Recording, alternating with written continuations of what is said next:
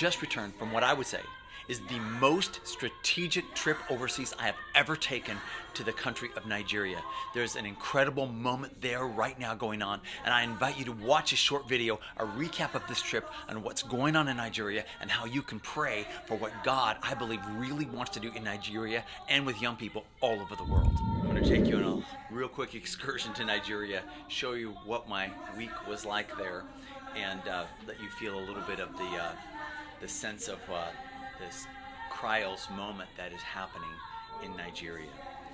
So I landed there, and after a couple days of travel, I found out when I got there at 4 in the morning that I would be speaking later on that day. But I went to hear the pastor speak, Pastor Paul Eneche, at the conference that was going on there at 11 in the morning, and then I spoke later that afternoon. Just to set the stage, Nigeria has been in the middle of an amazing revival for the last 30 years. It's been from about 20% to now about 52% of the country is Christian in a country of 205 million people. So just imagine the tens of thousands more churches, the ministers, tens of millions more believers, and so it's just a beautiful, beautiful thing. And in fact, it reminds me a lot of what happened in the Korean revival in the 1970s, 1980s, where they went from 2% Christian to 33% Christian in a Buddhist country in one generation. However, you may have heard that they lost it. Right now, the young generation, it's 1.7% Christian. It went from 2% to 33% and then gone again in just one generation to 1.7%. So in my previous trips to Nigeria, understanding this revival, I thought how important it is to make sure that this revival doesn't go away in just a generation. People have been praying for it for years. And so, I mean, it's incredible. One of the denominations, the RCCG, they have a yearly conference where 3 million people gather. You can see the crowd there behind me. I actually got to go to one of their gatherings. It's just amazing. One of the other leaders there, Bishop Odeyepo, I visited his church. It seats 50,000. He says, I fill it 8 times every weekend. That's a lot of people. However, it became apparent in talking to some of the different leaders that they're not reaching the next generation, the younger generation, with the revival. And so in talking with Bishop Odeyepo a couple years ago, he says we need to make sure this does not happen. The same thing that happened in Korea, it does not happen in Nigeria. So fast forward, one of the relationships I made while there before was Pastor Paul Eneche. In fact, he's actually a medical doctor. We call him Dr. Paul. And his wife, Dr. Becky, is also a medical doctor, and they started this church some 20 years ago now. And it's in Abuja, Nigeria. And I visited him before when he was building the big building that they're in right now. They were in a smaller building where they were having like 7 services a day and on a Sunday, and then many, many breakout rooms. And so now this large facility that they have seats 100,000 people, and they have services 6 a.m., 8 a.m., and 10 a.m. every single week. And so in dialogue with Dr. Eneche over the last couple of years, and talking about the revival that happened in South Korea and making sure it doesn't end in Nigeria, his heart was really moved. Like, we need to make sure, just like Bishop Odeyepo said, we do not lose the next generation. So he invited me over in the midst of this thriving, amazing church to train his staff and 100 other pastors that are falling under the umbrella of his ministry that all came together to train his staff about some of the things I learned with my doctoral studies, the exponential churches around the world that are thriving by reaching and discipling the next generation. And, instead of just kind of using models from America that really haven't worked in America and we've lost several generations, let's look at some models of churches that actually are working. So when I got there, of course, it's overwhelming. He meets in this place called the Glory Dome. You can see a picture of it there. And it's overwhelming to walk inside where it seats 100,000 people. And it wasn't full every service, but even a half full service is a lot of people. On Easter Sunday, I was there. I was supposed to be there just originally like 3 days. as soon as I got there for one day, he says, could you please extend for a couple more days? So I stayed there through Easter and went to all 3 services. So really, I was in church from 6 a.m. to about 12:30, 6.5 hours of church on Sunday. It was just beautiful on Easter Sunday. So many people coming to know the Lord, and there's a lot of miracles that happen there. In fact, you can see this picture of a girl that sat next to me, literally, after she had gotten healed, her eyes had gotten healed. She was blind and she could see. There's another young boy that his mother came up and testified. He had been healed about 2 years before with his leg situation. They showed the video of how he could barely walk, and now 2 years later, he's thriving and he's running. You can see him with the pastor running around there. And the thing about Dr. Paul is he really takes time with each person he prays for, treats them with respect and with kindness, and really allows the whole rest of the crowd to really peer into this miracle that has just happened or about to happen and that kind of thing. And you can see the people in Nigeria, they love to rejoice, they love to celebrate and dance. Even Pastor Dr. Paul dances and celebrates, when they're worshiping the Lord. And he actually plays the saxophone as well, and the electronic sax. There's a number of very moving moments where he's playing and the crowd's singing along. Just beautiful. And so he had me speak for the youth conference since I was there, and I've done that a few times, and minister to the young people. But then with these 500 leaders, 400 from his church, 100 from other churches, several times throughout the week, teaching and training them this whole new model.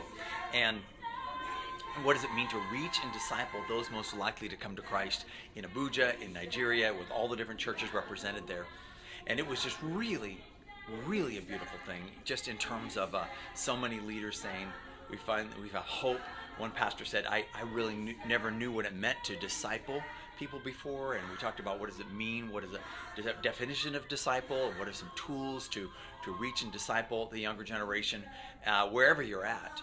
To get specific, we talked about what would it take to fill this entire arena, kind of stadium church full of young people. Just imagine this amazing facility filled with young people. Imagine the front altar area filled with young people giving their life to Christ. Did a little research, found out there's about 411,000 young people right there in Abuja, about 42 million in all of Nigeria. You can fill buildings, but the question is, are you filling them with the people most likely to come to Christ? So we talked about strategies to do that, and it's going to happen. I promise you, it will happen. Number 2, we talked about once they're there and they come to Christ, how do you build them into disciples and followers of Christ? We talked about a scope and a sequence for their growth in Christ when they're 13 and 14 and 15. We shared with them some of our tools like this first trimester pathway to freedom that we've developed with so many other trimesters, and they might use those or might develop their own. But the point is, when you reach and disciple very systemically in small groups. We talked about what if they came for one service, and in that first service they were all in small groups, and the second service was their own service, a youth-oriented Sunday morning. And anyway, so it's very specific in terms of plan and strategy, how to reach and disciple those most likely to come to Christ.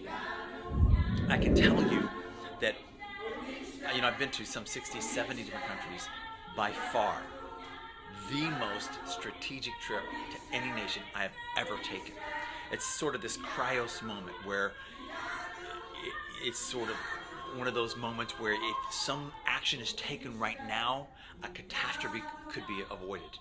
And so it was humbling, honestly, to have Dr. Eneche invite me to come and to train his staff. He was there at the sessions and he wanted to learn. In fact, you can see one of the final sessions here where we're all there. We felt like it was sort of a historic moment because it would be really easy for him to celebrate. He's got this massive building, massive crowds. In addition to that, he does crusades all over Nigeria and other countries. He's doing all kinds of things. But in the midst of all this outward success, he cares about the young generation.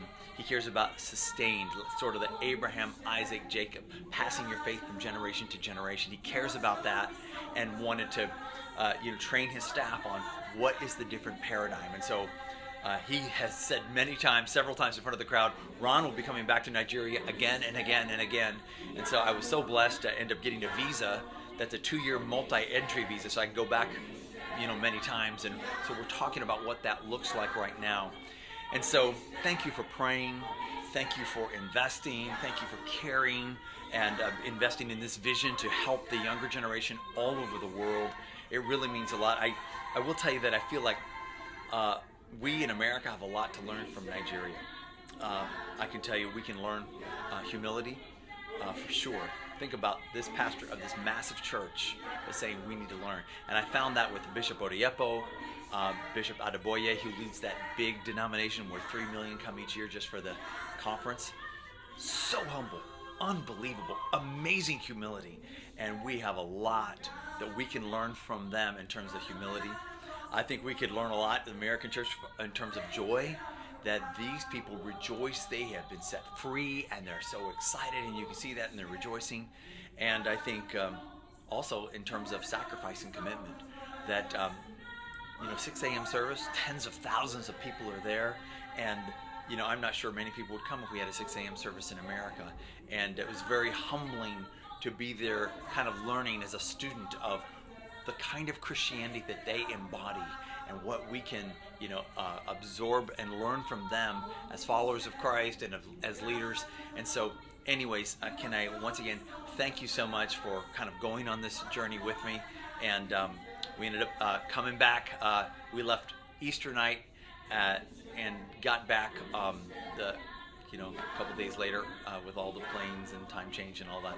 But anyways, we are looking forward to continuing to engage in Nigeria with as they continue to grow. We're praying about raising up 10,000 churches there that would have this exponential model where they're all focused on the next generation. And so thank you so much for investing in that. Other nations, I found out about it. I've already got a couple other invitations from other nations that want to invite 100 or more churches together to get their leaders trained as well. So thank God, and thank you for being on this journey with us as we take the seeds of Exponential, not my ideas, just ideas I noticed from churches all around the world, put into these master classes, and now churches are taking them online, and when I can, I'm going in person to train them. So thank you so very much, and let's rejoice together, because these guys in Nigeria are on a pathway to Exponential, and you're a part of that, making that happen. Thank you very much. God bless. You have shown me so much